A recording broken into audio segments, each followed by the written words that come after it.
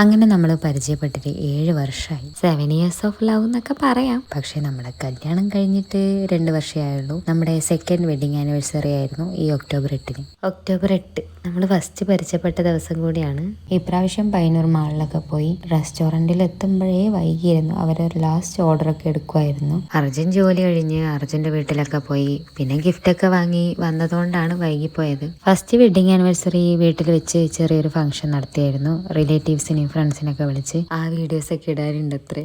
അർജുൻ എനിക്ക് ഗിഫ്റ്റൊക്കെ തന്നായിരുന്നു. ഞാൻ എന്തുവാ കൊടുത്തതെന്നല്ലേ പറയാം. ആനിവേഴ്സറിയുടെ തലേന്നാണ് നമ്മൾ പോയത്. ഫുഡ് കഴിച്ചത് അൽഫാമും ഫ്രൈഡ് റൈസും ആണ്.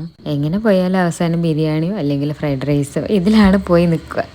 പിന്നെ ഞാൻ കൊടുത്ത ഗിഫ്റ്റ്, ഇതിനിടെ അർജുൻ്റെ ബർത്ത്ഡേ ഉണ്ടായിരുന്നു. അന്നേരം ഗിഫ്റ്റ് കൊടുത്തായിരുന്നു. അതുകൊണ്ട് തന്നെ എന്നോട് പറഞ്ഞു ഗിഫ്റ്റ് ഒന്നും വേണ്ട, എനിക്ക് പായസം ഉണ്ടാക്കി തന്നാൽ മതി. എന്നാൽ പിന്നെ അങ്ങനെ ആവട്ടെ എന്ന് ഞാനും. അവർക്ക് ഇഷ്ടമുള്ളതാക്കി കൊടുക്കുന്നതല്ലേ നല്ലത്.